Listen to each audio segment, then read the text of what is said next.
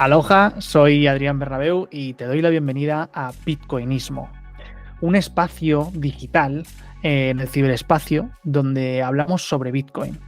En esta ocasión he traído como invitado a Javier Pastor, también conocido como Javier Bitcoin en el ecosistema. Si aún no lo conoces, prepárate porque es un genio.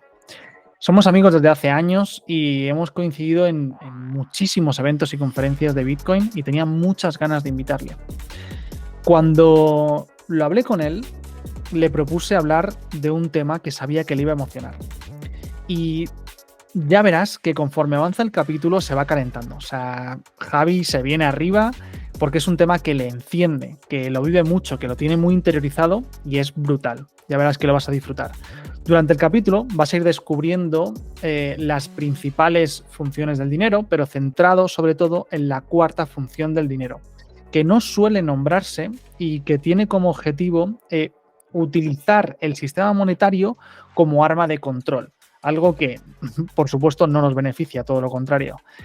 Y, por otro lado, también descubrirás cómo Bitcoin es el antídoto ante este control, ¿no? Así que prepárate, ponte cómodo, toma nota, píllate unas palomitas y a disfrutar de un episodio más en Bitcoinismo.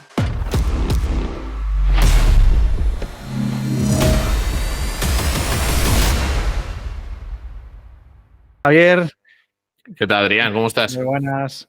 Pues bienvenido al podcast de Bitcoinismo. Y estábamos ya hablando ahí en el backstage, ahí en la trastienda, y me daban ganas de darle al play, porque cuando nos empezamos a liar y se tiene que poner el botoncito rojo del rec para que los demás también puedan disfrutar de lo que estamos hablando.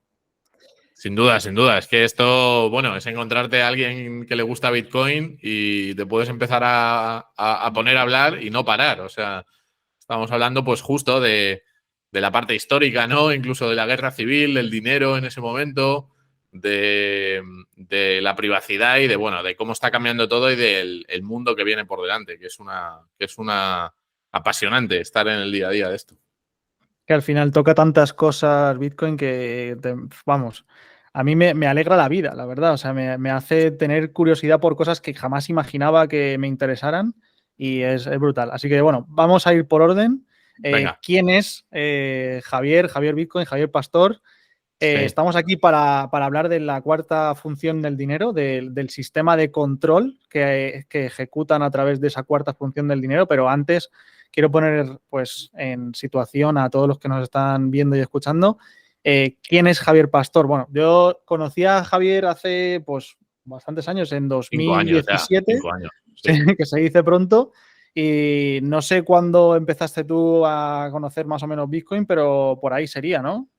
Pues fíjate, mira, bueno, yo, porque la gente tenga un poco de contexto, yo me considero alguien totalmente normal, estudié ADE, sí que he sido un poco inquieto toda mi vida y en el año 2011, 2012, vi un documental que todavía está en YouTube que se llama Zeitgeist, Sí, que dije, bueno, sí, sí, sí. yo ni idea, o sea, dije, a ver esto qué es, que me lo han recomendado y tal, y lo vi y me dio un vuelco a la cabeza, ¿sabes? Sobre todo con la parte monetaria, con la parte del dinero, que yo nunca me había planteado, el funcionamiento del sistema financiero, y cuando vi aquel documental perdí la fe en el modelo y dije, pero si es que vivimos en una estafa, ¿qué más me da votar en las elecciones si no tiene ninguna repercusión, ¿no? No va a funcionar para bien en mi vida absolutamente nada. Entonces, ¿qué pasa? Que, bueno, quise romper con la vida que llevaba, que era una vida normal, trabajaba en un laboratorio farmacéutico, había estudiado, bueno, pues he visto Pero al bueno, en ese médico. documental no se hablaba de nada de Bitcoin. Yo me acuerdo que no nombraba para nada, simplemente contaba la problemática, pero Bitcoin no lo nombraba como una solución, ni nombraba otra solución. 100%, 100%. O sea, Bitcoin ahí no aparece, pero sí que es verdad. Bueno, a mí me dio un flush a la cabeza y decidí irme a vivir al otro lado del mundo, a China. No solamente porque me llamase la atención, sino porque veía que la proyección de aquel país era muy potente y que si no me iba en aquel momento donde, bueno, pues no tenía compromisos aparte de vivir, con 25, 26 años que tendría, pues decidirme para allá, ¿no? Y vi que en China, bueno, pues la sociedad maravillosa, la gente estupenda, el gobierno pues tiránico, como todos sabéis, y que el dinero al final funcionaba exactamente igual. De hecho, bueno, pues ahí en China tiene una situación particular que igual podemos comentar en la charla, Sí. del control totalitario, ¿no? Hacia donde quieren llevarlo y en el punto en el que están ya, que es bastante profundo. Entonces, antes de irme a China, me vi un periódico, tío, y leí un artículo sobre Bitcoin, que me acuerdo que estaba la B grandota, y tenía unos 15.000 euros, 10.000, 15.000 euros ahorrados del trabajo, y estuve a punto o planteándome decir, ¿qué hago? ¿Me voy a China, me monto una empresa o compro Bitcoin? O compro oro. También ya pensé en aquel momento en comprar oro. Y no lo hice, y me fui a China, pero bueno, fue una experiencia de vida. Entonces luego en 2017, que fue cuando te conocí, bueno, estaba trabajando en Londres en una industria que no tiene nada que ver, de controladores de MX, que son unos hardware para manejar las luces, la iluminación de los conciertos y en los teatros y tal. Estuve 3 años y medio y descubrí a Andreas Antonopoulos. Vi un vídeo por casualidad a través de que un amigo me lo dijo en un viaje a Tailandia. Dijo, ve vídeos de este hombre que es un crack. Y me obsesioné de una forma espectacular. Me enamoró la filosofía de lo que representa Bitcoin, de lo que propone, más allá de la inversión, ¿no? Que todo el mundo, mucha gente se queda en eso o entra por eso. Yo también entré por el tema de la inversión y entendí que Bitcoin es un cambio de paradigma, ¿no? Y a partir de ahí, pues trabajo en un exchange español que fue a raíz de un servicio que tenemos que conocía Adrián, que un servicio que te permitía comprar cupones en tiendas a pie de calle para luego canjearlo por Bitcoin con dinero en efectivo y sin KYC, sin identificación, el Know Your Customer, ¿no? Que tienen todos los bancos y todos los exchanges. Y me pareció súper disruptivo. En aquel momento todo el mundo me decía que estaba loco, ¿no? Para irme a patearme las calles y entrar en tiendas aleatorias para poner este servicio.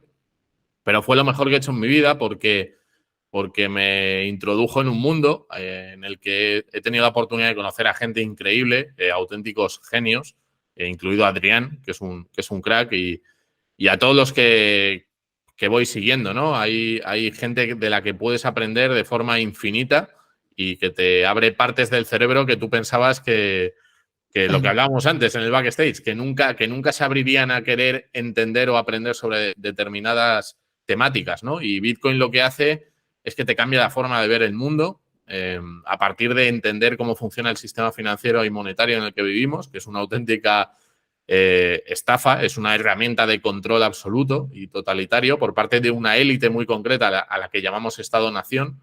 Y Bitcoin, bueno, pues es esa herramienta, ese arma que tenemos los que queremos dejar un mundo mejor, no solo para nosotros, que también, por qué no decirlo, sino para las generaciones que vengan, ¿no?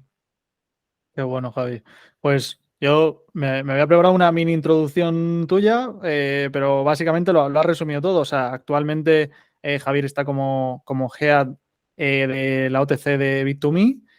Ha pasado por muchos puestos dentro de Bit2Me, ya lleva bastantes años. De hecho, yo le conocí ahí, que aún me acuerdo del momento en el que fue en Atocha, en el Un bar rodilla. este clásico, sí, al lado de O el de los los calamares, el de los brillante. calamares, de los bocadillos de calamar, esto, sí, sí. 100%. Y bueno, tengo también apuntado que estudiaste Administración y Dirección de Empresas y de la parte que más me sorprende y que, bueno, a ver si algún día podemos hablar de esto más en profundidad, que hiciste un máster de negocios en Beijing y que estuviste incluso 3 años en China.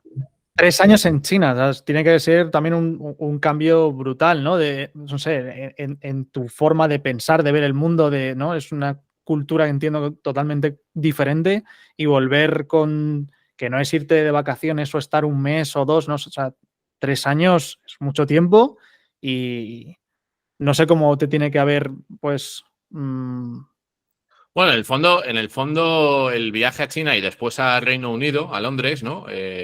Bueno, pues fue una apertura de mente bastante importante, porque aunque antes de haber vivido en China ya había viajado a Irlanda o a Alemania o a Italia o había estado por ahí, había viajado más en plan turista. Entonces, vivir en un país con un crecimiento como China, como tenía en aquel momento, 2012-2015, te hablo, 2012-2015, 16, en donde todo estaba cambiando tan rápido y poder vivirlo en primera persona, pues para mí fue, primero, me cambió desde el punto de vista de tener una visión mucho más macro, mucho más internacional. Yo a lo mejor tenía una visión mucho más local aquí en España, seguía los medios de comunicación españoles, nada más, y ahora me interesa muchísimo más la parte geopolítica. Lo que está pasando en la otra punta del mundo creo que nos afecta igual que lo que está pasando dentro de España.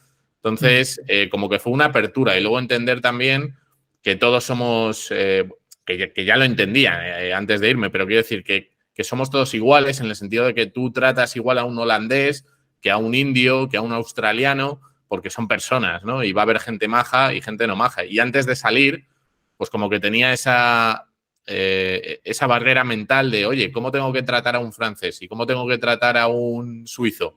¿Sabes? Era como, depende de dónde son, les tengo que tratar de una forma distinta, ¿no? Y era pues, al vivir fuera, conocía muchísimos extranjeros con los que conviví y ya me di cuenta de que tienes que tratar a todo el mundo igual, bien, y que hay buena gente en todas partes, ¿no? Y luego, por parte de la cultura china, pues aprendí un poquito más sobre su historia, sobre sus creencias, ¿no? Sobre su cultura, sobre su día a día, cómo se mueven. Y la verdad es que, bueno, yo solo tengo buenas palabras para cómo me trataron. Me sentí súper bien acogido por parte de ellos. Siempre que ibas a pagar, ellos te invitaban, no era imposible que pagases tú. Era gente humilde, gente muy cercana, abiertos siempre a hacer negocios, a emprender. Son muy emprendedores, con muchas ganas de crecer y de prosperar. Cosa que aquí en España no veía, ¿no? En ese momento. Yo creo que aquí en España tenemos un sentimiento mucho más de complacencia y de subsidio, ¿no? Somos como una sociedad mucho más acomodada, con poca hambre y con más un enfoque de envidia. O sea, aquí envidiamos al que tiene y damos por sentado que tenemos una serie de derechos sin haber tenido que luchar por ellos, porque que lo hayan hecho nuestros padres o abuelos no significa que nosotros no tengamos que seguir luchando por ellos. Y eso fue un contraste importante para mí en China, ¿no? Y luego, bueno, pues en Reino Unido también tuve otras experiencias, aprendí bastante. Y bueno, yo a todo el mundo se lo digo. Cuando vamos a dar una charla a una universidad, que creo que contigo he coincidido alguna vez, la oportunidad de que te preguntan los chavales, ¿tú qué harías si tuvieras otra vez 18 o 20 años? Pues yo les digo, mira, pues yo trabajaría en todo tipo de curros que encuentres por ahí, que sean de camarero, de atendiendo al público, ¿no? De cara al público, yo qué sé, en el Corte Inglés o en un almacén o en la obra o arando el campo o lo que sea, ¿sabes? Pero trabaja primero antes de entrar en la universidad y que sea todo académico, digamos, porque eso te va a dar una parte de formación que el mundo académico no te puede dar. Y después vete al extranjero, ¿sabes? Vete al extranjero con un proyecto, con una idea. El aprender un idioma, me vale. Me voy a Francia, o me voy a Alemania, o me voy a China, o me voy a donde sea, a vivir en otra cultura, a estar lejos de papá y mamá, a estar lejos de lo que has conocido, de tus amigos, porque eso te va a ayudar a desarrollar partes de ti que quizá no hayas descubierto o no sepas que tienes porque no has tenido esas dificultades y para bien o para mal te va a servir como experiencia, seguro. Y de las malas experiencias se aprende más que de las buenas. O sea que, pero vamos, que probablemente yo es de lo mejor que he hecho en mi vida y fue arriesgado y viendo en perspectiva, pues ahora mismo me dices, con 38 años te volverías a ir a China. Y te digo, pues hombre, ahora mismo ya yo creo que estamos en otra fase, que eso hay que hacerlo pues cuando tienes esas edades, ¿no? Entonces, Sí, bueno. a mí también me ha ayudado muchísimo irme de viaje, vivir fuera. Yo también he vivido en Inglaterra, en muchas partes del mundo, y la verdad que sin duda te cambia para bien al final. O sea que, bueno, vamos al lío. Javi, tengo aquí una Nos cita enrollamos. Sí, sí. de Murray Rothbard, de la escuela austríaca, un clásico, que dice: Nada. si una persona o una organización maniobra para lograr el control sobre la oferta de dinero, su calidad, su cantidad o su uso, da un paso muy importante hacia el control absoluto de todo el sistema económico. Y ya lo contaba Rothbard hace tiempo. Así que esto nos da pie a iniciar pues, la cuarta función del dinero, el sistema de control. Y yo creo que para contextualizar habría que hablar de las tres primeras funciones, ¿no? Las tres principales funciones del dinero que casi todo el mundo conoce, pero vamos a retomarlas. ¿Prefieres hacerlo tú y... Como quieras. Bueno, pues voy a contarla rápido y te Sí. doy paso. Está medio de cambio, que al final pues, nos facilita la compra y la venta de bienes y servicios. O sea, al final elimina la necesidad del trueque directo y pues amplía las posibilidades del comercio al final, ¿no? Luego tenemos como segunda la unidad de cuenta, que pues, nos sirve para expresar el valor de las cosas, pues los precios, y facilita la comparación de precios. Si no, no sabríamos qué es más caro y qué es más barato o si varía ese precio. Nos ayuda a tomar decisiones, ¿no?, sobre lo que comprar y cómo comprarlo, cuándo, etcétera. Y por último, que es la más asociada a Bitcoin, el depósito de valor o reserva de valor, que implica que el dinero se puede conservar, se deba poder conservar en el tiempo, ¿no?, a lo largo del tiempo, lo que hace posible el ahorro y pues conservar el poder adquisitivo en el tiempo, básicamente. Es interesante también cómo lo veían, tengo también anotado por aquí, cómo lo veían Aristóteles y Adam Smith. Aristóteles dice, que bueno, ya sabéis, es uno de los filósofos más influyentes de la historia, y ya en el 1384 antes de Cristo, pues nos hablaba ya de estas funciones, ¿no? O sea, ya nos decía esas tres funciones, cómo eran, y lo contaba en muchas de sus obras. Y Adam Smith, en 1723, bueno, entre 1723 y 1790, que es cuando estuvo en vida, nos dijo cosas como, pues también en La riqueza de las naciones, que es de 1776, también nos cuenta sobre la naturaleza del dinero y todas estas funciones, y sobre todo la de medio de cambio es la que más introducen en sus obras. Y qué bueno que hayas nombrado a Andrés Antonopoulos, porque, bueno, yo no tuve la suerte de empezar con Andreas, lo descubrí más tarde. Sí que es verdad que a finales de 2017 o por ahí, yo empecé infectado, empecé con Ethereum, fue lo primero que me enseñaron, aunque sí había oído hablar de Bitcoin, pero en lo que realmente me empezó luego a crear curiosidad fue en otro evento en el que hablaban de Ethereum, así que entré ya medio tóxico. Y Andreas tiene una cita buenísima vamos, que habla justamente sobre el sistema de control. De hecho, la primera vez que yo escuché también sobre este sistema de control fue por Andreas. No sé si tú lo habías escuchado en algún otro contexto. No, fuera de Andreas, bueno, bueno, cuando pasa el tiempo sí que escucha a alguien más decir que es un sistema de control, ¿no? Y te das cuenta porque ya te han puesto la bandera roja y ya te van saliendo alertas de lo que vas viendo por ahí. Pero Andreas fue el que me abrió también la mente en ese sentido, ¿no? No me lo había planteado el dinero desde ese punto de vista y me pareció muy, muy interesante. Sí, pues, bueno, como No, lo pues ve yo, Andreas. Sí, dime, Pues dime.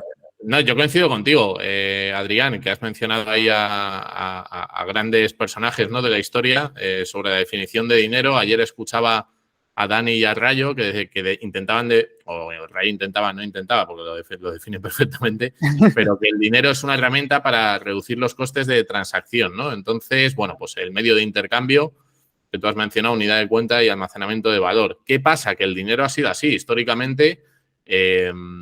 Aunque siempre ha estado vinculado al poder político de una forma o de otra, ¿no?, para dar esa verificación de que efectivamente ese dinero tenía una cantidad de oro que en un momento determinado formaba parte de las monedas y en otro momento de la historia, pues se supone, digo se supone porque nadie tenía forma de auditarlo, pero se supone que estaba en las bóvedas, ¿no?, guardado de oro, donde tú tenías ese papelito que emitía el banco de turno.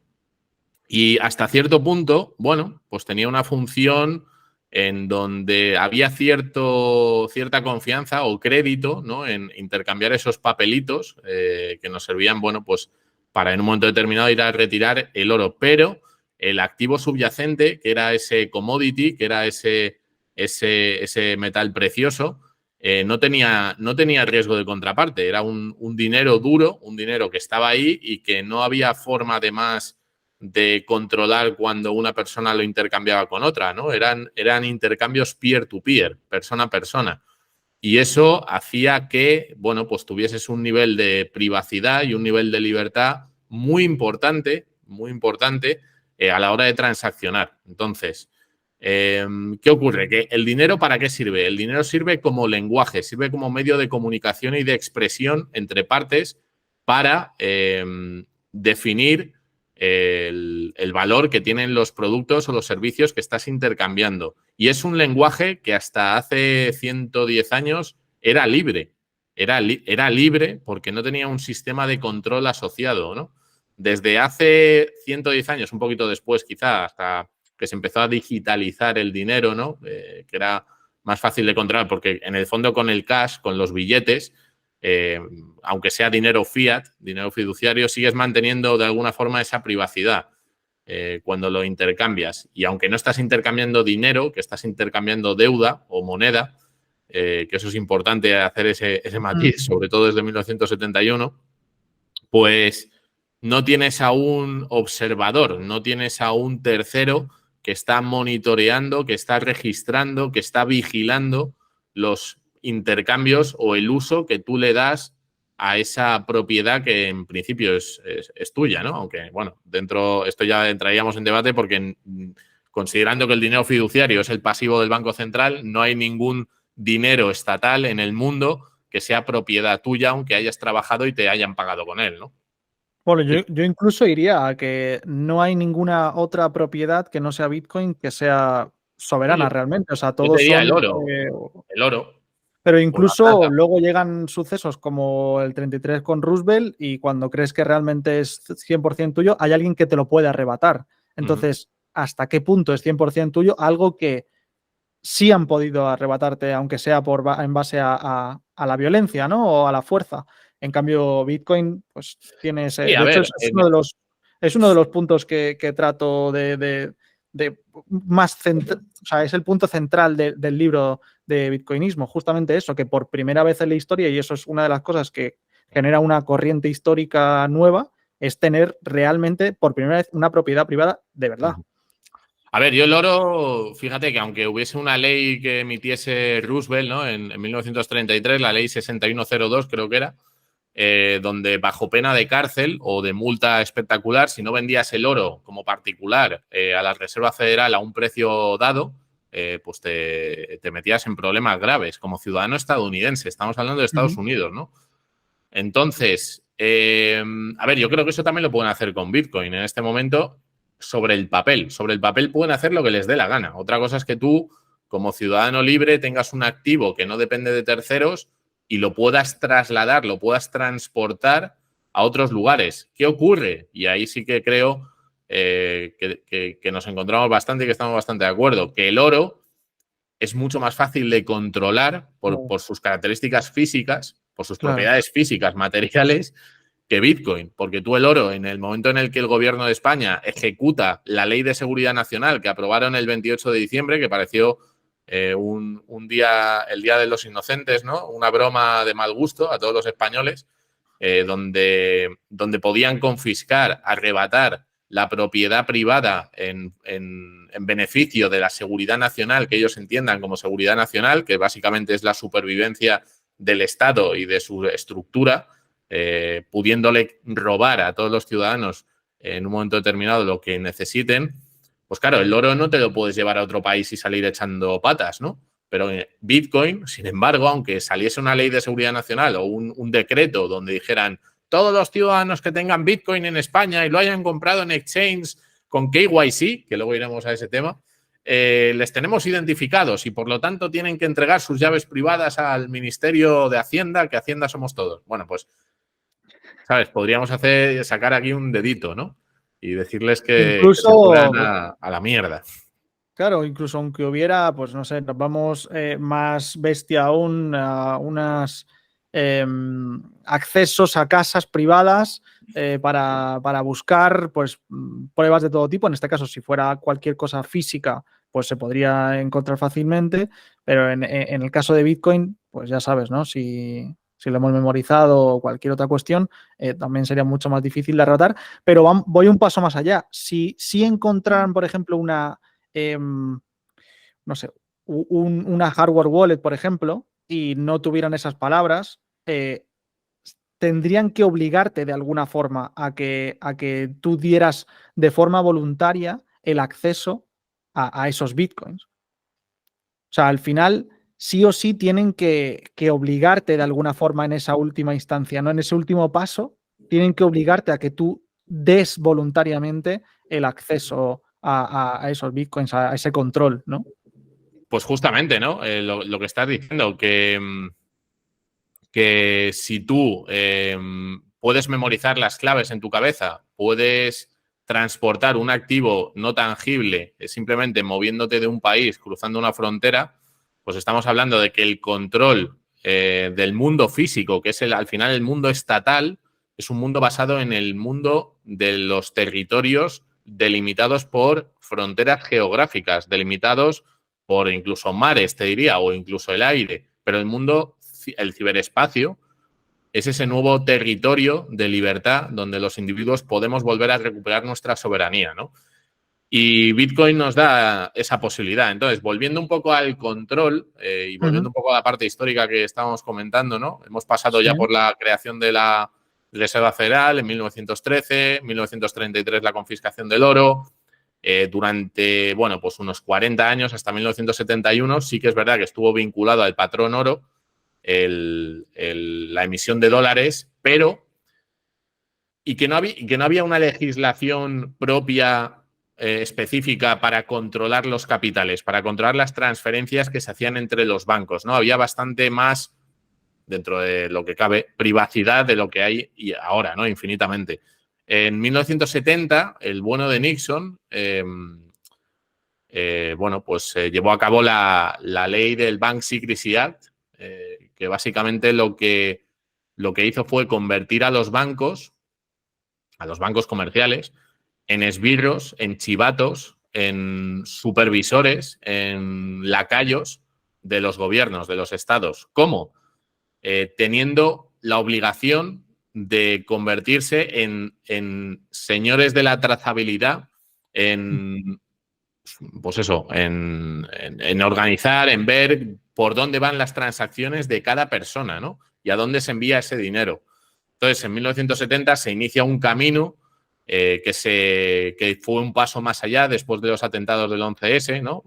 Siempre revestido, siempre disfrazado, con proveernos de más seguridad a los ciudadanos, ¿no? Y esta es la dicotomía en la que entramos siempre, vender libertad por conseguir seguridad. Y es una trampa en la que caemos una y otra vez, y eso nos lleva pues a ser cada vez más esclavos, a estar cada vez más vigilados, a llevarnos a guerras entre estados, entre corporaciones, ser peones, ¿no? Entonces, ojo y mucho cuidado cuando entran regulaciones y legislaciones que nos prometen más seguridad a cada uno de nosotros, donde tenemos que renunciar a parte de nuestra libertad, ¿no?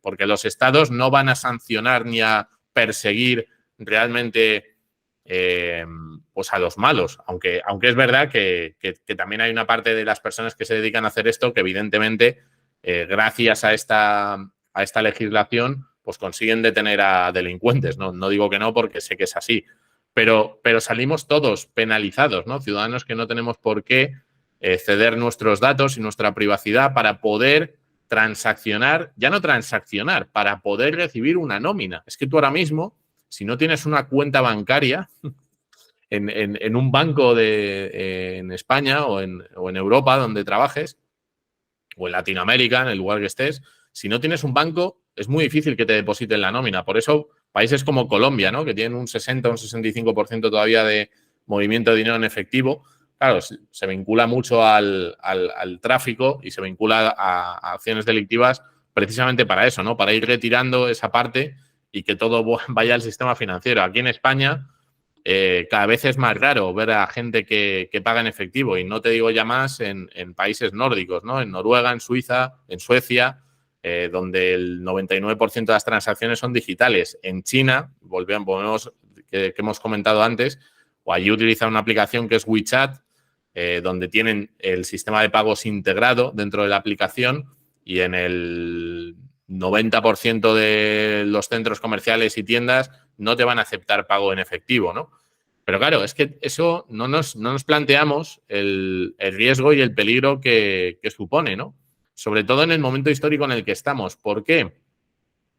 Porque estamos transicionando hacia un modelo de más control, a un modelo más totalitario, a un modelo de incluso de que ellos puedan decidir y tomar parte de qué puedes y qué no puedes consumir en función de una serie de políticas, una serie de objetivos que tengan, por las razones que sean, nos lo van a vender como razones de sostenibilidad, los criterios ESG, Ecological Sustainability, Sí. General no sé qué. Siempre va revestido de algo. Lo otro va revestido a lo mejor, pues has dicho lo del tráfico, con la bandera del tráfico, pero en otro momento va revestido del terrorismo y te unen todo lo que tenga que ver con movimientos, Justo. que no pueden controlar. Los visten de terrorismo cuando no tiene por qué tener nada que ver. Pero porque hay dos fines, Adrián, desde mi punto de vista, dos fines que, aparte de saber y monitorear lo que están haciendo los ciudadanos, y la información que eso le da al sistema financiero. O sea, claro, esto es como jugar con las cartas boca arriba. Ellos saben perfectamente en qué se consume, en qué no se consume y toman decisiones financieras que benefician a trusts bancarios, a cárteles bancarios, que es lo que son, vinculados a los estados legales, esa es la única efectivamente, diferencia. legislados por el poder político, que van de la mano, es un monstruo de dos cabezas, los bancos centrales y los gobiernos son un monstruo de dos cabezas, son el poder absoluto. Entonces, claro, si tú sabes qué consume la gente, cuándo lo consume y de qué forma, tienes toda la información que necesitas para tomar decisiones que te van a beneficiar a ti, no que le van a beneficiar a la sociedad. Porque a ti la sociedad, en el fondo, lo que quieres es gente que no proteste, que estén viendo Netflix y que sea gente que no se plantea las cosas, ¿no? Para tenerla lo más vigilado, más controlado posible. Entonces, claro, ¿para qué necesitas tener identificado a todo el mundo además? Para que en el momento en el que tú quieras desarrollar o poner en marcha un programa de programación de consumo, que suena muy orwelliano, y ahí hemos hablado antes de 1984, pero claro, si tú quieres reducir el consumo en determinado tipo de productos por la razón que sea, pues vas a poder directamente establecer un criterio en los monederos, en las divisas digitales, para que los ciudadanos no puedan ejercer pagos de forma libre. Sí.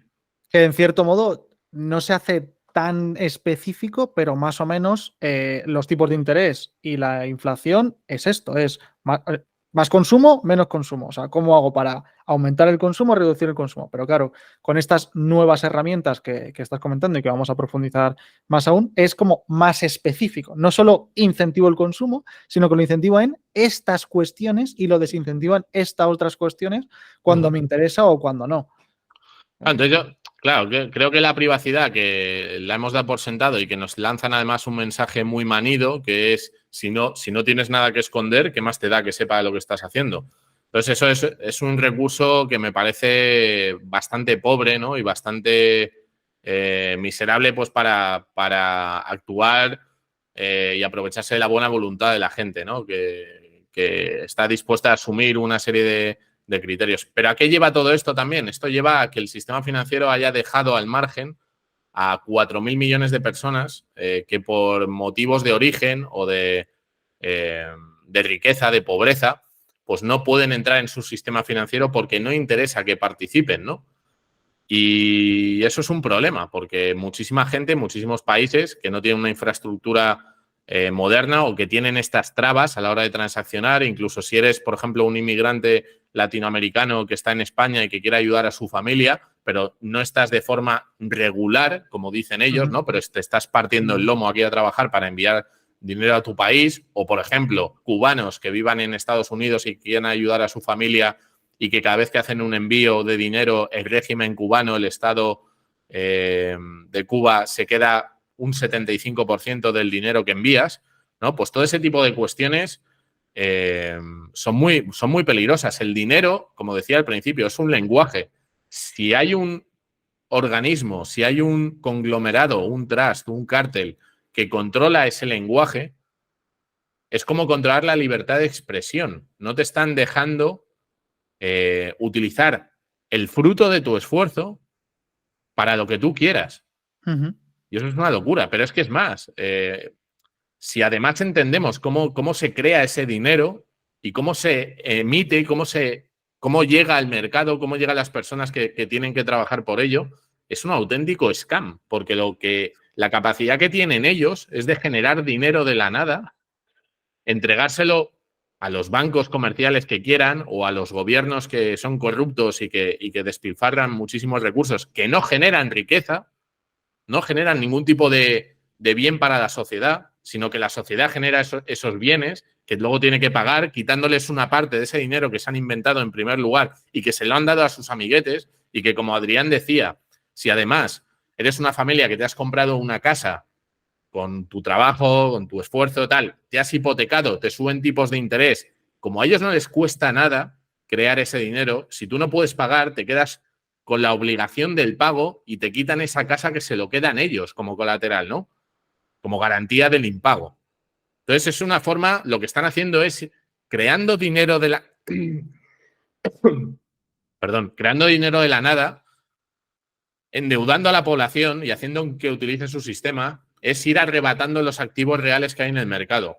Y ese es su modo operandi, ¿no? Gente que no genera nada, que son auténticas lacras para la sociedad, que encima deciden cómo tenemos que vivir los demás y que lo que hacen es ir acumulando la riqueza del mercado con un sistema Ponzi y de control absoluto de quién es el que está transaccionando y haciendo qué, ¿no? Entonces, bueno, pues por fortuna estamos en un punto de ruptura con este modelo.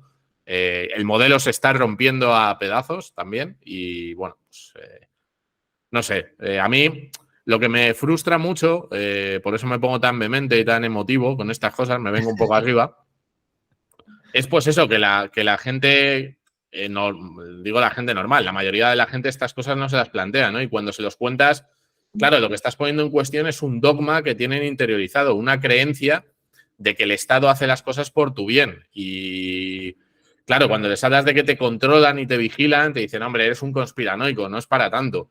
Pero es que les estás entregando la información y la información es poder. Y al final el dinero es el lenguaje que decía. Y si tú dejas todo eso en sus manos, lo van a utilizar para su bien, no para tu bien. Y eso es lo que la gente tiene que entender, que necesitas tener tu parcela de control y de poder. Y ahí es donde entra Bitcoin, ¿no?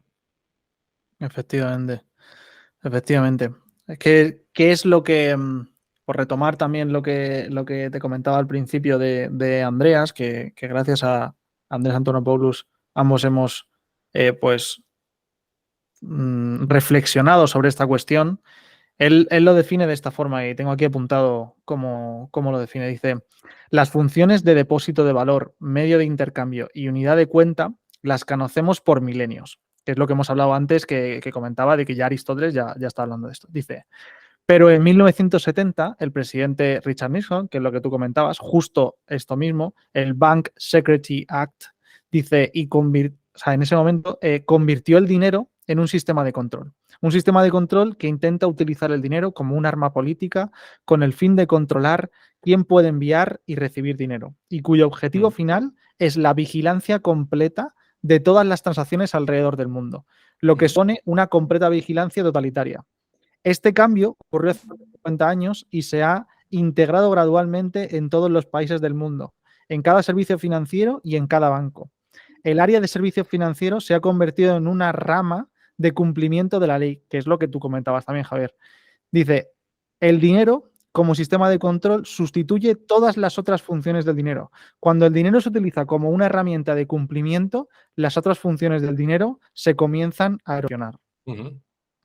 Totalmente. Es que hablamos del papel que tienen los intermediarios financieros. Yo trabajo en un exchange y nos guste más o nos guste menos, filosóficamente yo tengo mis ideas, pero como empresa que opera en la Unión Europea, en España, en Estados Unidos, en el país que sea, o cumples con la normativa de esta gente o te cierran la empresa, te multan y desapareces, ¿no? Entonces, yo entiendo que dentro del mundo de Bitcoin, por ejemplo, a mí se me critique, ¿no? Que tengo esa doble vara de medir o esa doble moral porque trabajo para un exchange que cumple con la normativa y al mismo tiempo pues digo estas cosas. Pero es que no se puede hacer nada. O sea, quiero decir, si tú te quieres dedicar a este sector y a este mundo y trabajas en un exchange, si no cumples con esto, pues como digo, te multan, te sancionan y te acaban cerrando. Que es lo que hay. Entonces, nos han convertido a los intermediarios, pues en eso, en esbirros, en funcionarios del Estado, porque eso además tiene un coste increíble, Sí, increíble para las empresas, que que no lo pueden asumen las dedicar en empresas, obviamente. innovación. Que si al menos Claro. lo asumieran ellos, pues bueno. Bueno, ahora va a entrar en vigor una ley europea, que es MiCA, donde, bueno, pues Marketing Crypto Assets, que es un marco común para todos los exchanges, que, bueno, para todos los países de la Unión Europea y para los exchanges en particular, que les llaman proveedores de servicios de activos digitales, ¿vale?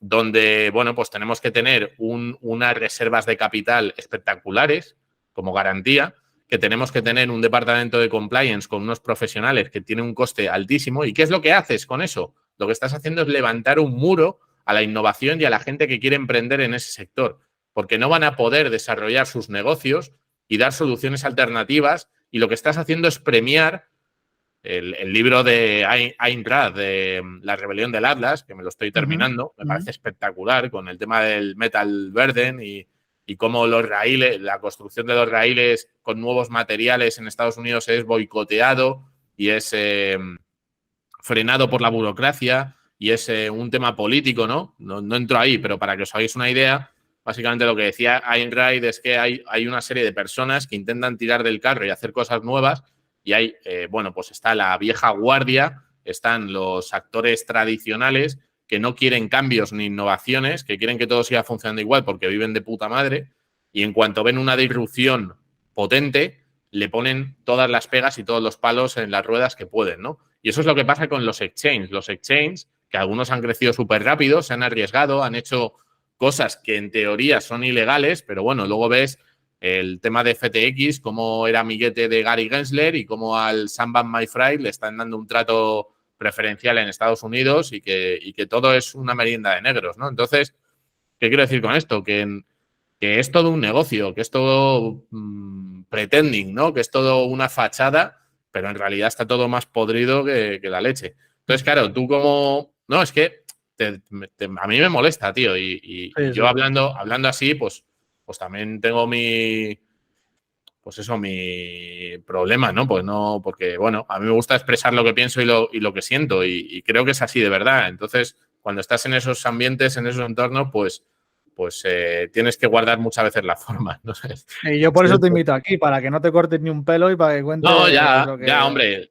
Lo que pasa es que, bueno, pues ya te digo, incluso con los compañeros, ¿no? En Bit2Me hay gente, joder, que a nosotros en el ecosistema pues se nos critica, o se le critica a CZ, o se le critica al de Kraken o al de Coinbase, pero es que, claro, el que sabe lo que hay detrás tendría que verlo, ¿no? Para entender un poquito lo difícil que es emprender y construir una empresa que da trabajo a 100 personas o a 150 personas y pagar las nóminas a final de mes cumpliendo con las normas que te pone esta gente, ¿no? Entonces, ¿qué quiero decir con esto? Que cuando hay una innovación y una irrupción financiera, el sistema, al ser un sistema de control, también va a querer controlar a estos nuevos actores y también va a meter los tentáculos dentro de este ecosistema, dentro de este negocio, para quedarse con el chiringuito. Y la burocracia y la legislación lo que hace es poner barreras para que las caras que hayan sean siempre las mismas. Porque el negocio del dinero y el negocio de la vigilancia es muy poderoso y muy goloso. Pues claro, es un sistema de control, como dice Andreas, en todos los juegos. Totalmente. El más goloso de todos, ¿no? Pues yo creo que sí, que lo decía, no me acuerdo de quién era la frase, pero decía, dame el control sobre el dinero y me dará igual quién haga las leyes, ¿no? Pues claro. Es que es así, literalmente. Si tú tienes el poder del dinero, y me da igual que sea en oro, que sea en Bitcoin, lo que pasa es que en Bitcoin tienen sus límites, ¿no? Sobre el dinero y el control que pueden tener. Pero también lo están intentando, ¿no? Veíamos el tema de BlackRock, que ya es el segundo participante o inversor en 4 de las 5 empresas mineras más grandes del mundo. O sea, que es que quieren estar de una forma o de otra, aunque yo creo que el objetivo de BlackRock a nivel Bitcoin es quedárselo como activo, no es... no va a ser cambiarlo de Proof of Work a Proof of Stake ni nada de esto. O sea, yo creo que eso no lo van a hacer porque son los primeros que saldrían perjudicados. Y ellos... Claro. entienden la naturaleza del activo, entienden la escasez absoluta que tienen y lo que quieren es acumularlo para que las generaciones que vengan detrás de ellos vivan como han vivido ellos. O sea, es una prole, son familias que generación tras generación lo que quieren es dominar el mundo y si saben que este activo va a ser muy preciado y muy escaso, ellos lo van a querer tener y acumular y van a querer controlar las vías de entrada y las vías de salida a este mercado. Entonces, los exchanges que han crecido con el ecosistema, que han crecido un poco, digamos, en un entorno anárquico, tampoco es anárquico, pero porque al final lo tienes que conectar al sistema fiat, ¿no? A cuentas bancarias tradicionales. Eso se va a acabar. Eso se va a acabar. Y aquí comprar Bitcoin para el average, para la persona media va a ser difícil. Va a ser difícil.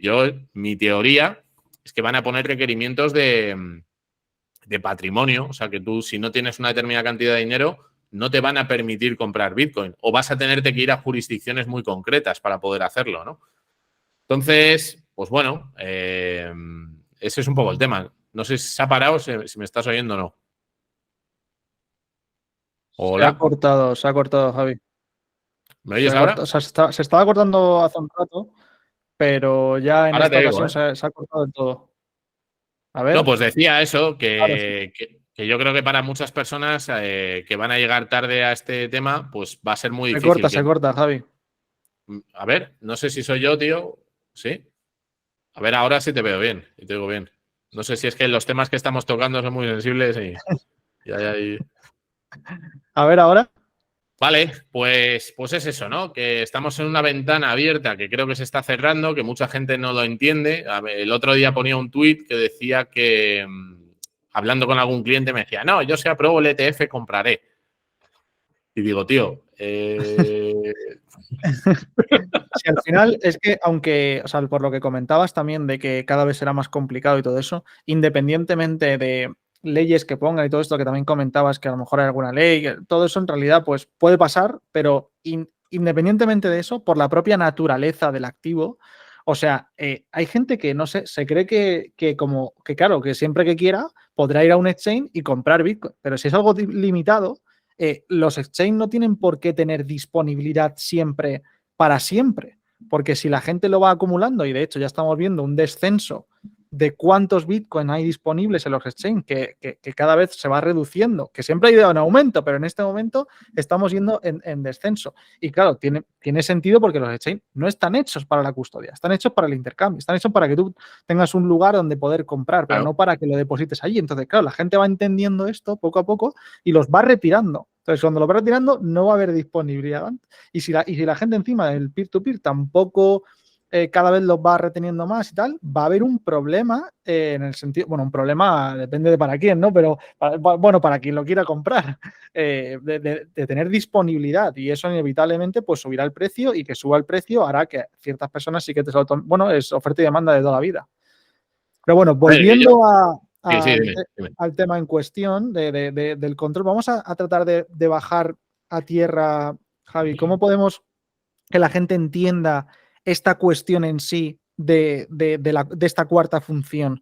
O sea, ¿cómo se puede materializar para que la gente entienda qué consecuencias puede tener, o que ya está teniendo, mejor dicho? En lugar de hablar del futuro, si podemos hablar de qué es lo que pasa exactamente con esta cuarta función y cómo afecta a cualquier persona que nos esté escuchando.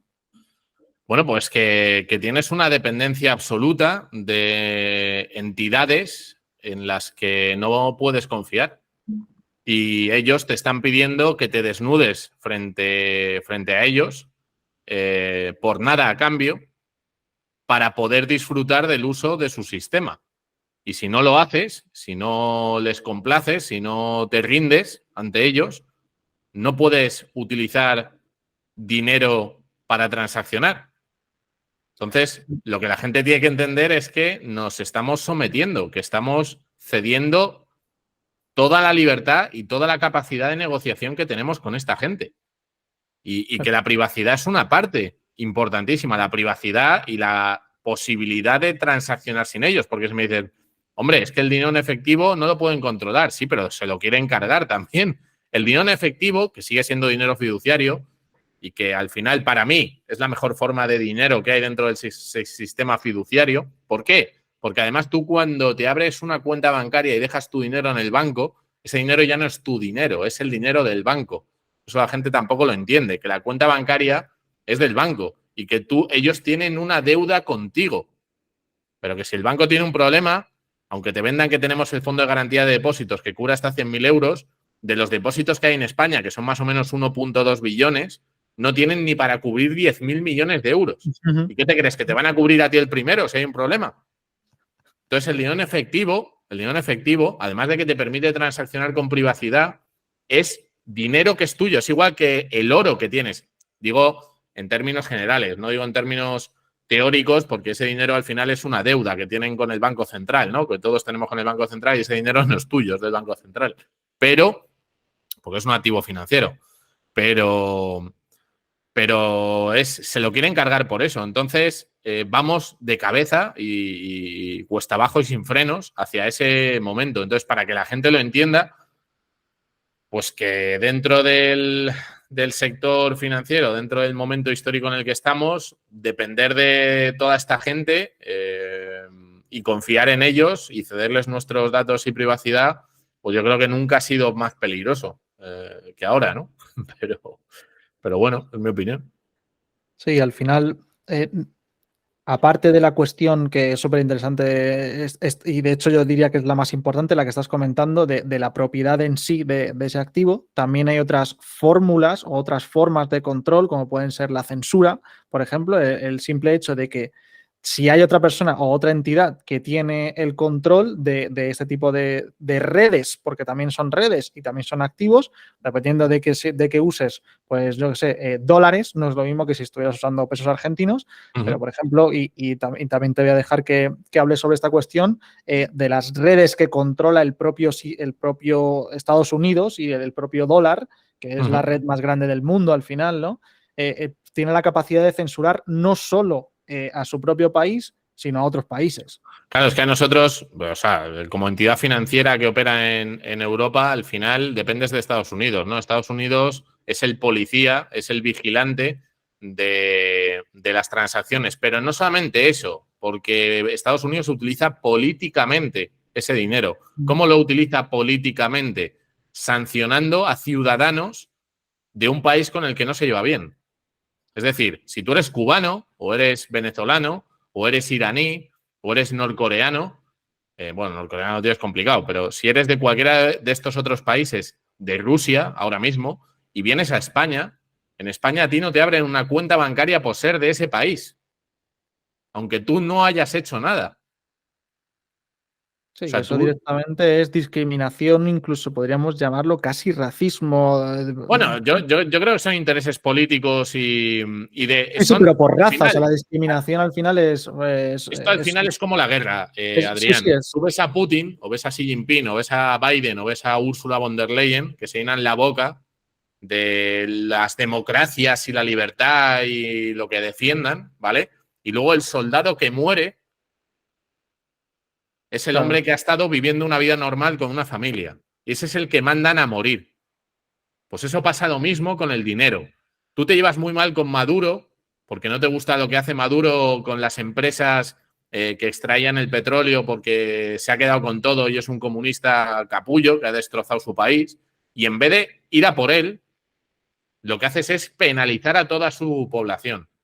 ¿Cómo? Con el sistema financiero que controlas. Lo mismo con Cuba y lo mismo con otros países. Que yo no defiendo a Maduro ni a Castro, ni a... porque esos son gentuza. O sea, lo que hace es esos no controlan el sistema financiero fuera de sus países, pero dentro de sus países mira lo que hacen con su población. O sea, son gente tan siniestra como los otros, ¿no? Entonces, lo que la gente tiene que entender es que un país que ha sido como el garante de la libertad y la democracia, en el momento en el que Rusia no comparte sus intereses, tienen ahí un conflicto con Ucrania, que yo ni entro ni salgo, ¿vale? Deciden congelarle 600.000 millones en divisas a Rusia, pues si eso se lo hacen a otro país, que es una potencia nuclear, el día que a ti te tengan que robar el dinero directamente del banco y hagan un bail-in, que es como no podemos pagar la deuda porque somos unos manirrotos y unos ladrones, lo que vamos a hacer ahora es utilizar los ahorros de toda la población para seguir operando otros 10 o 15 años en el sistema financiero que tenemos, que está hecho pedazos. ¿Y a quién culparán? No, es que tal, la regulación no era suficientemente buena o no había una supervisión. Y es lo que va a salir en televisión. Y van a robar el dinero a la gente. Entonces, y esto no es una fumada, esto ha pasado en la historia. Pasó en Chipre en el 2014, en Claro. Argentina en el año 2001, en el Líbano están hechos polvos, ha habido corralitos bancarios, está habiendo corralitos en Estados Unidos en bancos comerciales, no te dejan sacar el dinero de tu cuenta en Australia, lo estamos viendo por todo el mundo.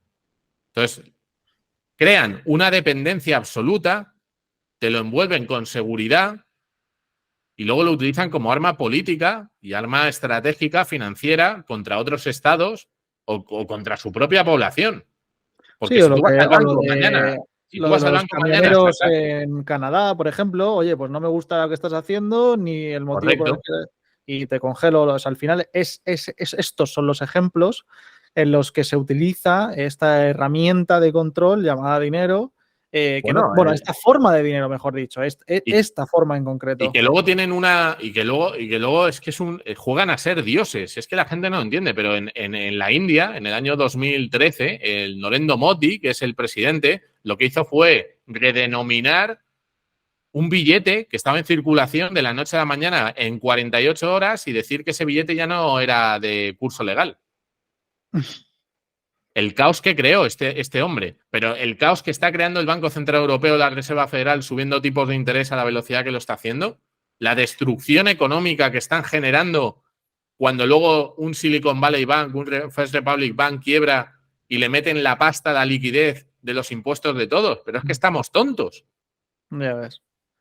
Sí, Entonces, pero bueno. El tema del sistema de control es que va más allá de la. A ver, para mí la privacidad es súper importante, para la censura, pero es un sistema de control que come la cabeza a la gente, porque lo que puedo hacer además con ese sistema de control es financiar ideologías, que es lo que están haciendo. ¿Tú te crees que con un dinero duro como el oro o como Bitcoin podrían estar haciendo todas estas chorradas que están haciendo aquí en España con ministerios que son ideológicos y que son de adoctrinamiento a la población? ¿Eso se estaría financiando con dinero duro? Ni de coña. ¿Se estarían comprando a los medios de comunicación para que dieran el mensaje del establishment? No podrían. Claro. No podrían. Tienes que literalmente dar dinero duro, es que no te lo piensas dos veces antes de Entonces, ¿qué soltarlo. pasa? Que es un sistema de control, no solamente desde el punto de vista de la libertad financiera y económica, que por supuesto que sí, sino desde incluso el pensamiento, incluso desde la educación. El sistema Fiat, el sistema que tenemos, es el artífice de poder financiar programas ideológicos, de poder financiar auténticas estupideces. Que esto sí que, esto que acabas de decir sí que entra totalmente en Orwell, en George Orwell de 1984, el control del pensamiento ya y ese tipo de cuestiones que parece como muy abstracto, pero en cierto modo es así. Claro, es así. Es el control de esa información, el control de cómo se muestra a la sociedad esa información, las diferentes controles de libertad de expresión, todo este tipo de suprimir la verdad, ¿no? El Ministerio de la Verdad. Hombre, es que si tú miras quiénes son los dueños de comunicación, que son una de las herramientas más importantes para el control de la población y las creencias y las historias. ¿Por qué se mueven las sociedades o cómo se construyen las sociedades? A través de historias. De la religión católica, con Jesucristo, el cristianismo, que duró 1000 años, y ahora los estados modernos, que los estados modernos son Dios, lo son todo. Lo son todo. ¿Y cómo metes el virus en la cabeza de la gente? Necesitas dinero que puedas controlar para financiar los programas de pensamiento que tú quieres dar. Desde la escuela, desde el colegio, desde la educación. Desde la educación, exacto. Sin libertad de docencia. Los profesores no tienen libertad de cátedra. Y luego, en los medios de comunicación, ¿quiénes son los dueños de los medios de comunicación? Vanguard Group, BlackRock, State Street.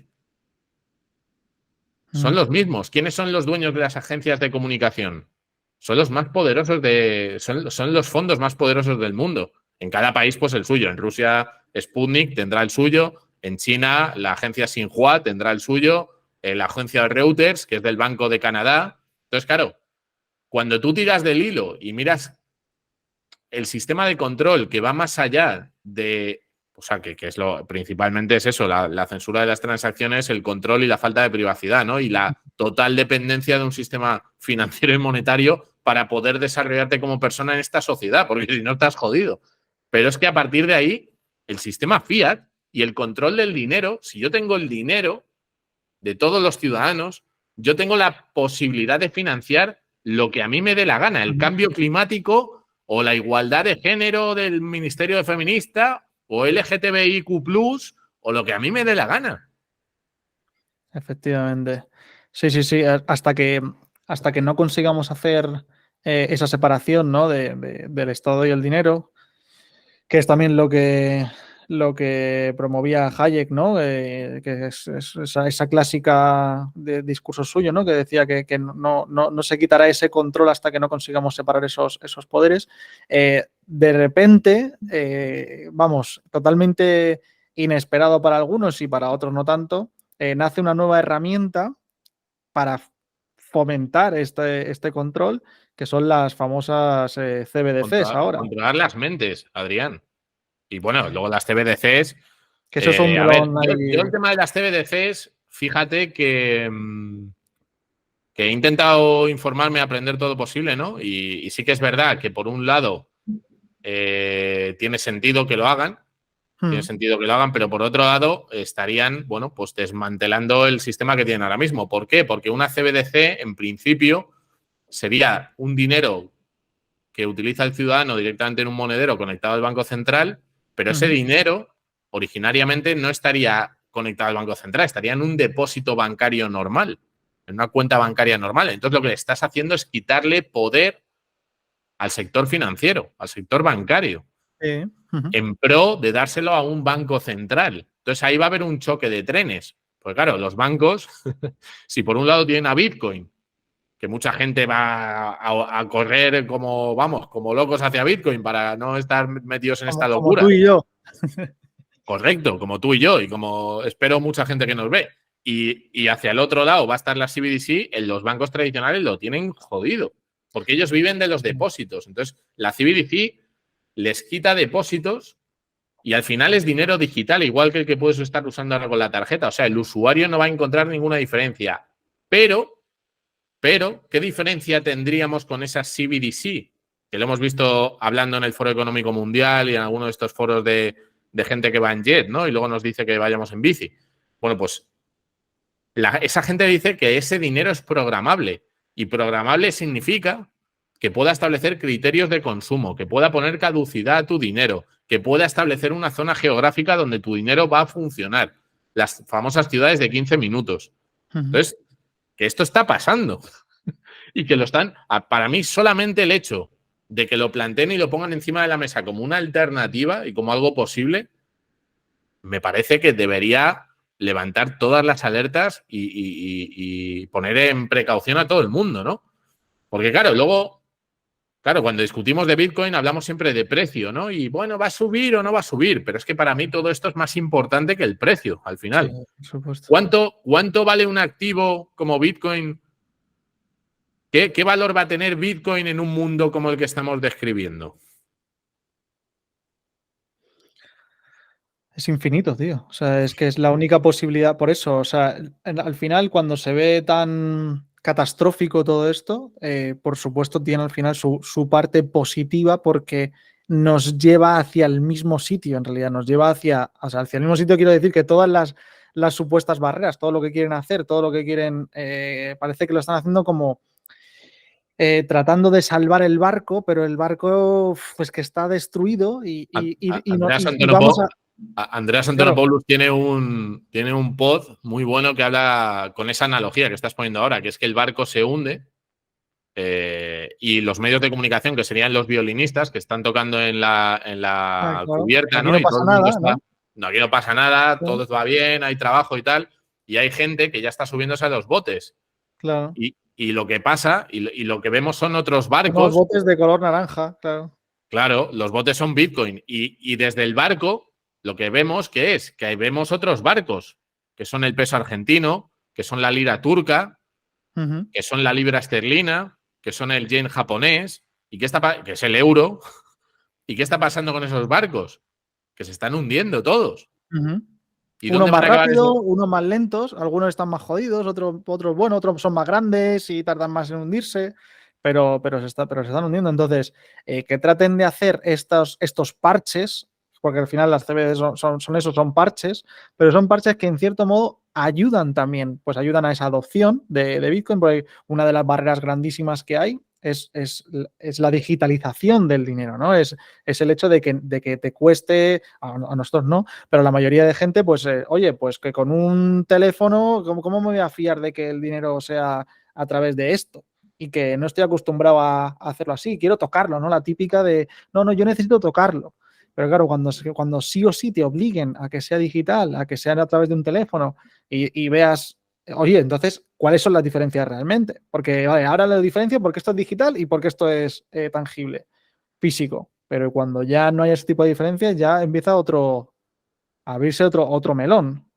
Claro. A ver, el tema. A mí muchas veces me dicen, joder, Javi, es que esto, hombre, tienes que entender que para mucha gente que tiene más, a lo mejor más de 40, 50, 60 años, esto va a ser muy complicado. Yo le digo, esto y la inteligencia artificial y la robótica y todas las nuevas tecnologías que van saliendo, pero es que eso me va a pasar a mí. Cuando tenga 60 años, como no esté al día Claro. de todo lo que esté pasando, me va a costar. ¿Eso significa que la tecnología no va a prosperar y no va a desarrollarse? Pues no. Y el que Pero se quede bueno, fuera, pues chico. pero igualmente también se facilita todo lo que sea Coño, innovación y tecnología también se facilita. No es lo mismo enviar un email ahora, que sí que la sabe hacer 100%. muchas abuelas, porque es realmente mucho más fácil que antes, que a lo mejor hasta tenías que programarlo, el email, y claro, pues, pero y no será lo mismo. O sea, con esto también pasará. O sea, ahora parece como muy complicado entender y que parece que todo el mundo quiere entender el funcionamiento de Bitcoin cuando no entiende el funcionamiento de la gran mayoría de cosas que utiliza, ni del ordenador, ni del móvil, ni No, cómo se ni hace del una dinero, llamada, ni del ni del dinero que usamos dinero. ahora. Claro, o sea, no entiende ningún funcionamiento de nada, pero de repente parece que para utilizar Bitcoin sí necesita saber el funcionamiento de Bitcoin. Pero claro, son transiciones al final. Y, Pues sí. ¿Y cómo afecta todo esto? Que lo has comentado así por encima, pero me parece también un tema interesante de tratar. ¿Cómo afecta todo esto entre países? O sea, este sistema de control entre... Porque claro, como tú decías, hay diferentes barcos de diferentes divisas y países. Entonces, ¿cómo se relacionan entre ellos y cómo se intentan controlar entre ellos? Aunque ya se ha empezado a comentar esto, pero cuando entran barcos que se están blindando de una forma distinta, como puede ser El Salvador. El barco de El Salvador, si lo consideramos un barco, claro, empieza a jugar con otras reglas, con otros juegos. Hostia, coge esas salvavidas y los empieza a apuntalar en su barco. ¿Cómo, Claro, qué a resultados mí, da esto? claro, yo creo que ahora lo que a mí me gusta mucho, que también lo habrás visto, que os lo recomiendo, un documental, no un documental, un vídeo de Ray Dalio de Changing World Order, ¿no? Que él habla del auge y caída de los imperios y, bueno, hablé también cuando nos vimos ahí en... Entonces, ¿qué pasa? Pues que, claro, los sistemas, por muy sofisticados que sean, que en este momento, por ejemplo, el dólar pues ha conseguido un nivel de sofisticación bastante potente, aunque realmente luego te das cuenta de que comparado con Internet es como el fax, ¿no? O sea, es increíble que puedas hacer una videollamada con alguien que está en Tokio y no puedas enviarle 1.000 euros de forma sencilla, ¿no? Como un tipo de contenido. Entonces, claro, hemos vivido una expansión de un modelo que efectivamente comenzó, pues, 1913 o después de la Segunda Guerra Mundial, como se quiera ver, que ha llevado a Estados Unidos a ser el policía a nivel mundial financiero y que el resto de países han asumido y han aceptado y han estado dispuestos a comprar deuda americana y han estado dispuestos a atesorarlo como reserva, el dólar, porque además les ha servido para comprar materias primas fundamentales para el desarrollo de sus economías, como es el petróleo, que solamente lo podías pagar en dólares. Pero claro, todo eso se está rompiendo. Estamos pasando de la globalización, incluida del sistema financiero y la aceptación del dólar como reserva, a una desdolarización, ¿no? A una ruptura de la confianza que tienen la mitad del mundo, aproximadamente, o más, con lo que el dólar y Estados Unidos ha representado, ¿no?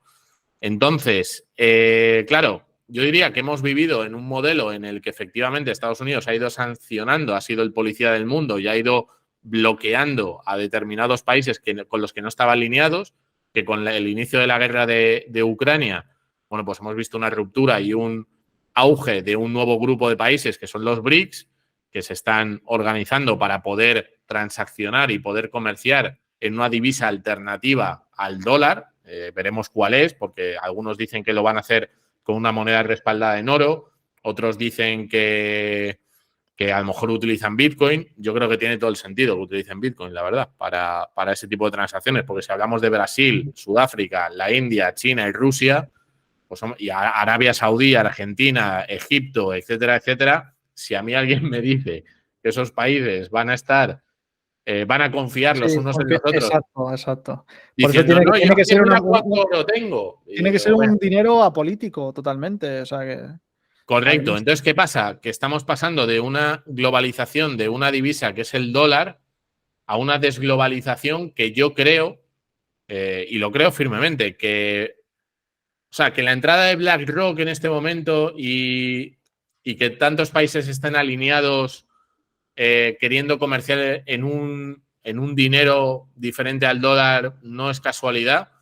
No es casualidad. O sea, yo creo que BlackRock, Franklin Templeton, Fidelity, toda esta gente que son quienes realmente mandan en Estados Unidos. O sea, Biden no es quien manda en Estados Unidos, no hace falta que os lo diga.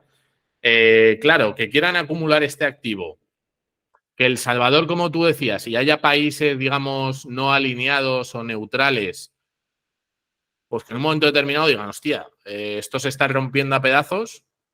Vemos a los BRICS, por un lado, que van a tener que transaccionar utilizando una moneda. ¿Qué moneda van a usar? Sí que es verdad que están comprando un huevo de oro, como no compraban oro en los últimos 60 años, es verdad, todos. Uh-huh. Pero claro, sin saber las cantidades exactas, sin ser transparente en ese sentido. No podemos auditarlo. No podemos auditarlo, cosa que con Bitcoin sí podemos. Entonces, claro, pues el orden internacional que tú comentas y el control que ha tenido Estados Unidos del sistema financiero ha sido clave para sustentar su sociedad, sustentar su desarrollo, ¿no? Con esa alianza con Arabia Saudí, en donde, bueno, pues ha habido un acuerdo de solamente vender petróleo utilizando dólares como medio de pago. Eso se está rompiendo. También el SWIFT, que ha sido el sistema de pagos internacionales de mensajería, que les ha permitido controlar las transacciones entre países, pues está quedando obsoleto, ¿no? Estamos viendo cómo China, Rusia y otros países están desarrollando otros sistemas de pagos internacionales. No me acuerdo cómo se llama ahora, pero vamos, tiene su nombre también, igual que el SWIFT.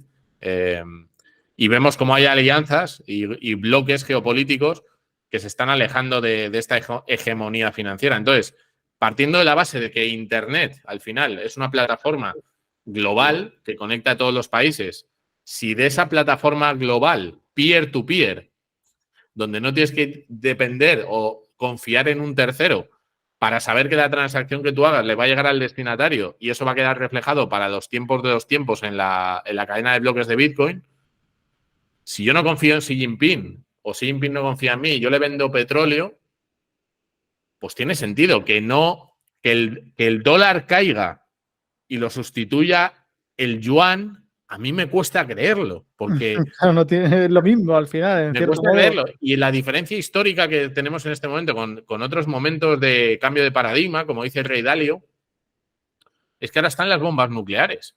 Entonces, claro, yo no me puedo enfrentar a otra nación a cara perro, de forma directa, porque es destrucción mutua asegurada, como se suele decir. Entonces, si no me puedo enfrentar al enemigo y tengo que de alguna forma encontrar un patrón para seguir comerciando con él o que ellos comercien tal, pues es que yo lo veo blanco y en botella, que es que todos los caminos llevan a Bitcoin. Ahora, que Bitcoin, que ellos se hayan planteado esto, no lo sé. Pero que si se lo plantean algún día, digan Manolo y María o John y Silvia van a transaccionar en Bitcoin, no. Queremos que ellos transaccionen las CBDC programables donde les digamos que si comen filetes contaminan y que ellos se lo crean y que oye, que coman pues lo que comía esta mujer, ¿cómo se llama? La Bueno, actriz esta famosa, bichos o algo así, Nicole ¿no? Kidman. Nicole Kidman, que salía en un spot Escarabajos o publicitario alguna cosa de esto, algunos comiendo grillos. escarabajos y saltamontes y todo esto, ¿no? Entonces, claro, como Estado-nación, sabiendo la importancia de un activo de que tiene una escasez absoluta y que además utiliza la energía y que la podría usar a mi favor, esa energía, aunque queden solamente 1,5 millones de Bitcoin por minar, es que, claro, hay una serie de incentivos ahí tan importantes para los poderes fácticos de adoptar Bitcoin como moneda, como settlement internacional, que yo, o sea, si me dices, describe el pasado, pues hemos hablado de eso, del dólar, del SWIFT, del auge, caída, del petróleo, tal y cual, pero es que ahora vamos a un modelo, yo creo, pues eso, donde Bitcoin va a ser la moneda neutral de relación internacional, global, digital. Y es que además antes como que tenía un sentido esa divisa nacional, porque tampoco tienes que confiar tanto en un tercero que no seas tú mismo como nación, pero en el momento en el que se empiezan a flexibilizar esas fronteras, a hacer más comercio internacional, pues claro, es lo que tú dices, entra el factor confianza y da la causalidad de que Bitcoin está diseñado literalmente para esto, para no tener la necesidad de confianza. Entonces es que es el activo perfecto. Es el activo perfecto. Entonces, claro, si eso sucede, claro, a mí cuando me hablan de precio, ya solamente con el ETF de Bitcoin, de los 7, 8 monstruos que hay, lo que tú has dicho antes, que son la salida de los Bitcoin que hay en los exchanges, el halving, un deterioro, yo creo que se va a acelerar del modelo que tenemos y que vamos a empezar a ver pues, quiebras bancarias, quiebras de estados, vamos a empezar a ver una inflación cada vez más acelerada, unos déficits de los países enormes y una pobreza pues en aumento, ¿no? En general, una destrucción de la clase media bastante grande. Entonces, Un alineamiento de planetas ahí, un catalizador de la hostia. claro, el cambio llega. Y eso es así. Ahora, ¿dónde te quieras poner tú como ciudadano, como persona, como individuo? ¿En qué parte del río te vas a quedar? ¿Con tu dinero en el banco, con el dinero tradicional o con Bitcoin? Y es súper interesante cuando luego, porque todo, al final muchas veces ya se teorizaba sobre esto pues hace tiempo, pero cuando empiezas a ver cosas reales, como por ejemplo lo que estamos hablando de El Salvador, que empiezan a ver ese tipo pues de ejemplos y que luego se van dando algunos como que el FMI le llama la atención y le dice, oye, Salvador, ¿podrías reconsiderar esta cuestión que acabas de hacer con Bitcoin y tal? Y casi que le saca el dedo y le dice que te follen. Hombre, tienes Y a ves los... que, claro, y ves que no pasa, que realmente las consecuencias son pues las que son. No, y que, pues eso, que hombre, que ya han engañado al mundo durante un tiempo. El FMI, pues fíjate con Argentina, que es el segundo, o es el país con el que tiene la mayor deuda del mundo, ¿no? El Argentina con el FMI. Pues a lo mejor a Milei le dicen, oye, ni se te ocurra hablar de Bitcoin. Si quieres que te sigamos dando dólares, pues a lo mejor en el corto plazo lo hace, no lo sé. Pero que Bitcoin va a ser un activo para la supervivencia de algunos estados, y fíjate que te he criticado a los estados, ¿no? Y que yo soy bastante anarquista en ese sentido. Me considero pues que creo que los estados son muy peligrosos. Pero sí que creo que Bitcoin lo que va a hacer es igualar, o sea, va a ayudar a algunos estados a sobrevivir, entre ellos El Salvador y los que lo adopten antes. O sea, como ciudadano español, Sí. yo te diría que si aquí en España, aunque vaya en contra de mi filosofía personal, pero si aquí en España el gobierno, no sé si este o el que tengamos, o me da igual, bueno, si España tuviera como estrategia atesorar la máxima cantidad de Bitcoin posible, Hombre, como es más sé que probable eso que le vaya mejor. como sé que eso repercutiría para bien en la sociedad y en el entorno donde voy a vivir, te diría que filosóficamente no me gusta porque sé que el Estado no lo va, o sea, que no son nuestros amigos, Pero sí que creo que eso haría que pudiese vivir en un país que considero maravilloso, ¿no? Y que creo que daría más oportunidades a la gente a tener un futuro mejor, a la gente que me rodea. Entonces, yo tampoco quiero vivir en un mundo deshecho, ni en un mundo en pedazos. Entonces, cuando nosotros, por ejemplo, hablamos con instituciones, claro, yo modulo mucho el mensaje en función del interlocutor, evidentemente, pero lo que les digo es que Bitcoin no lo vean como una amenaza, que lo vean como una oportunidad desde el punto de vista estatal. Ya no te hablo desde el punto de vista particular, como si tú eres un político o eres un representante del Estado y lo quieres comprar, pues mejor para ti. Pero si lo quieres comprar, igual que vendiste el oro a Moscú o vendiste el oro en el año 2008, Solves, que hizo una cagada de cojones antes de la crisis, pues que ahora lo revertieran y dijeran, vamos a tomar una buena decisión, que es atesorar Bitcoin antes que se nos adelanten el resto de Estados-nación. Pues tío. Aquí hay que nombrar inevitablemente a Álvaro de María con el tema de la pólvora porque viene muy a colación, ¿no? O sea, tiene mucho sentido traer esta analogía de que justamente por eso, ¿no? Los países que sí que adoptaron esa pólvora en momentos, en el momento adecuado, pues tuvieron un mejor futuro, les fue mucho mejor en todos los ámbitos, tuvieron esa herramienta de negociación que al final es Bitcoin. Y nombrando lo que estabas diciendo, me gustaría preguntarte exactamente porque sé que has estado muy cerca pues, de la CNMV, del Banco de España, no sé, de instituciones o de empresones como Telefónica, dando charlas privadas y ese tipo de cuestiones. ¿Cómo lo ven ellos? Entiendo que habrá de todo, pero en general, ¿cómo lo ven ellos? ¿Y cuál es esa visión compartida con vosotros? O sea, cuando te llaman o cuando os llaman, ¿qué pasa ahí? ¿Qué A ver, quieren? esta es mi experiencia. Yo creo que ha habido mucha gente hablando con diferentes instituciones, ¿no? Con Telefónica, CNMV y demás. Mi experiencia, claro, yo es que me considero, yo he evolucionado, tío. Yo antes no era un maximalista como lo soy ahora sí lo soy. Mi percepción es que se le da más valor a blockchain y se le da más valor a Web3 que a Bitcoin Ujú. en esos Sí, ámbitos. aún seguimos con esto, sí. Desde mi experiencia y que Bitcoin no es entendido. No Ujú. es entendido. Pero tú entiendo que tratas de hacer o no te permiten por diferentes Bueno, cuestiones. sí, yo trato, cuando me dan oportunidad de hacer una charla, pues intento hacer ver justamente eso, lo que estamos hablando, que es un activo histórico, que es un activo que tiene una importancia estratégica para la nación y que por sus propiedades y características el Estado que lo adopte antes tendrá una ventaja contra el resto de naciones, más allá de que un individuo particular lo pueda atesorar, si lo atesora como nación. Ahora, ¿qué van a hacer o cómo lo ven ellos? Pues hombre, yo no soy tampoco Andreas Antonopoulos ni Álvaro de María, ¿sabes? Entonces, Pero no le ponen eh, foco a esto aunque tú lo digas, ¿no? O sea, aunque tú lo muestres de esta forma, siguen con la pues película es que no, de... no es fácil, tío, porque es un tema un poco áspero.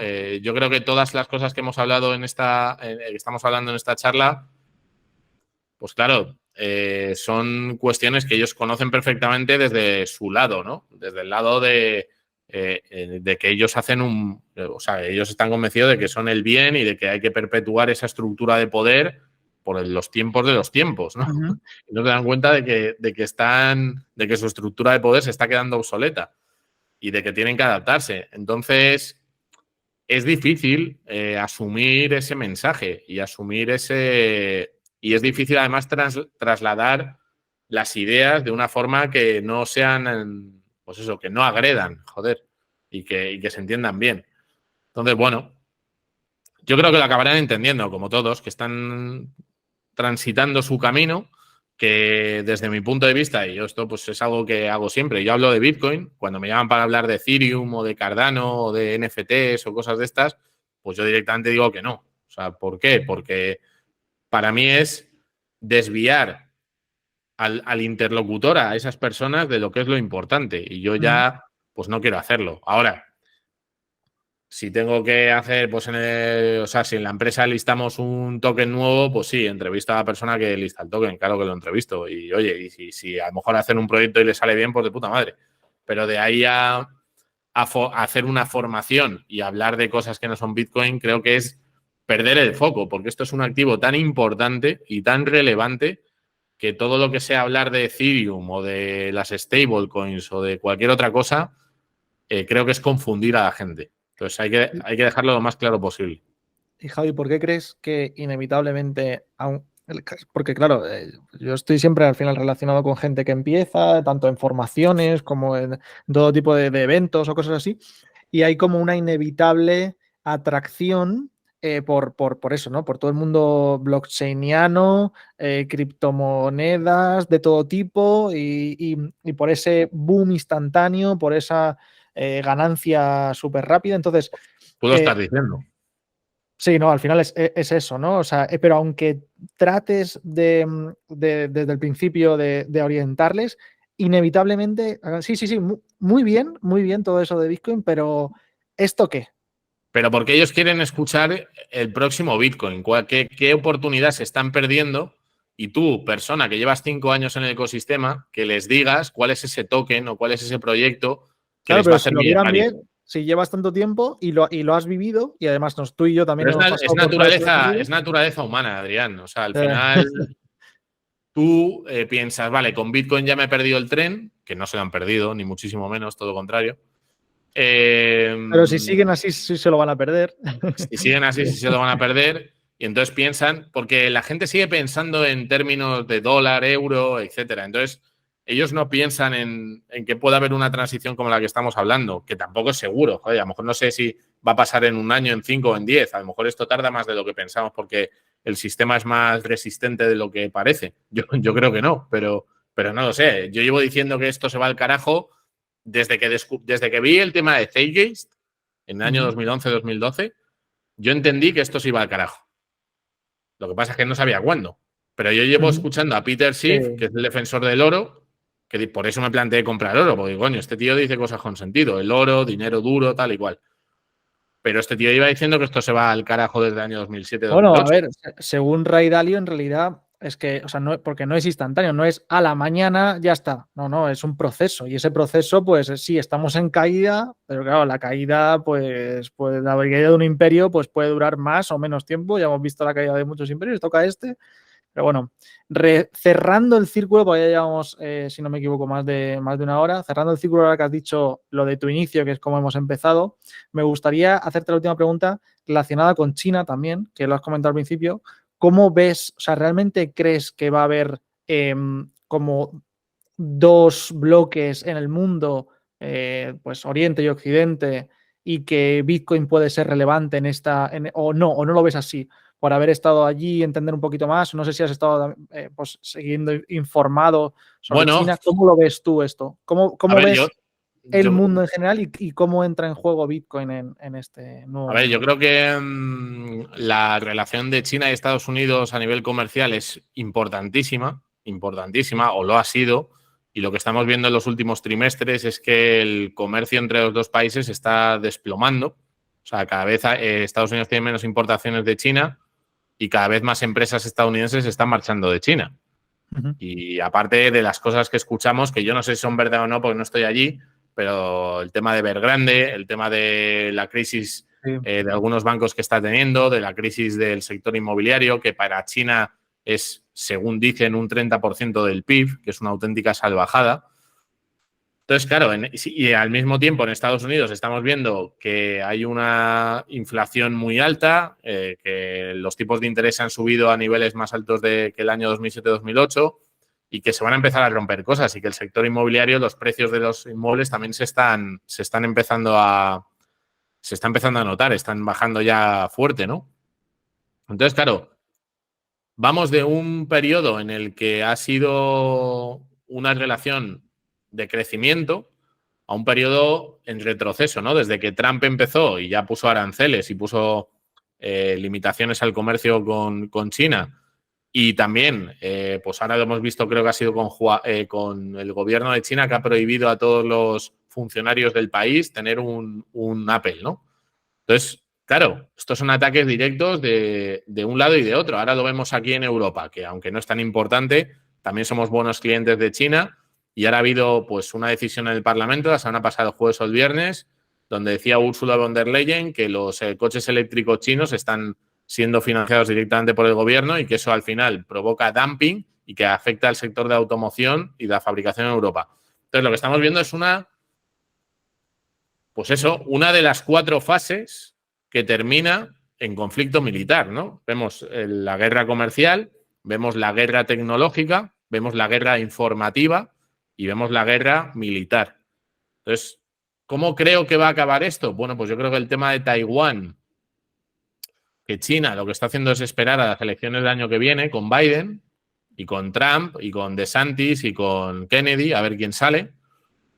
Y que si no están alineados, pues es posible que podamos ver un conflicto allí. Entonces, ¿eso a dónde puede llevar? Pues no tengo ni idea. Papel de Bitcoin. Ya no entré. O sea, yo creo que el papel de Bitcoin va a ser. Claro, la riqueza no se crea, o sea, la riqueza no se destruye, la riqueza se deposita en diferentes activos que existan en el mundo. Yo creo que Bitcoin va a ser el mejor depósito de valor que va a haber en los próximos 10 años, sin lugar, en todo el mundo, desde el punto de vista financiero, económico, comercial, geopolítico. Sí. Entonces, claro, ¿qué papel va a jugar Bitcoin? Pues para los estados yo creo que va a ser un activo súper importante también.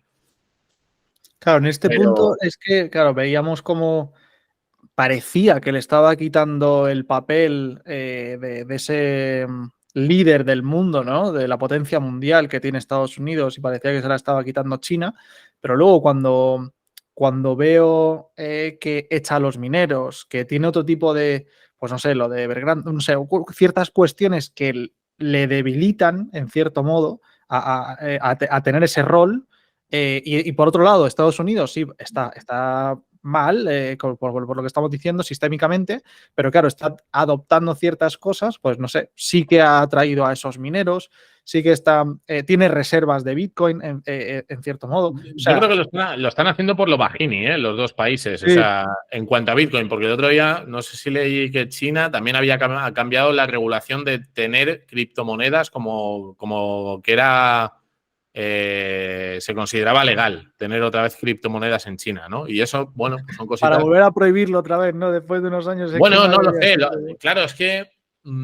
claro, es un tema sensible. Lo que no quiere ni Estados Unidos, te hablo de gobernantes, ni China, gobernantes, es que la población, que un Adrián o que un Javier tengan Bitcoin. Eso es lo que no quieren. Eso lo tengo claro. Lo que quieren... Si alguien tiene que tenerlo, que sean ellos, ¿no? Entonces, bueno, pues van a confundir al mercado, lo van a manipular, van a sacar noticias malas. En los medios de comunicación lo hemos visto cómo se han utilizado, ¿no? Para el tema de la SEC en Estados Unidos es sangrante lo que hace este hombre con Elizabeth Warren, ¿no? Que es la que está ahí un poco moviendo los hilos y todos los lobbies bancarios que hay por ahí.